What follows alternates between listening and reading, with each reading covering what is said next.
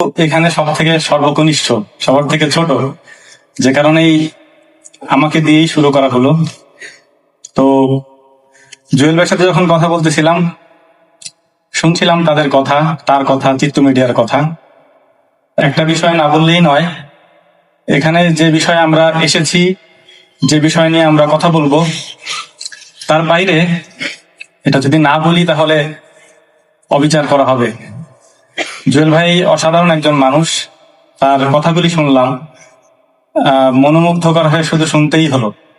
আমরা যখন বিবিসির প্রোগ্রামগুলো করছিলাম, তখন বিবিসিতে যারা কাজ করেন ওই সময় ভাইয়েরা পরবর্তীতে আমাদের এখান থেকে কাজ করে যাওয়ার পরে ঝিনাইদহে গেছিলেন, ওনারা চিত্ত মিডিয়াতে কাজ করেছেন। ওনারা এসে আমাকে পুনরায় বলছিলেন আর কি, যে উনি হচ্ছেন কথার জাদুকর। তো আজকে যখন বাস্তবের কথা বলছিলাম, তখন সেই বাস্তবতাটা ফুটে উঠছিল যে আসলেই উনি একজন কথার জাদুকর।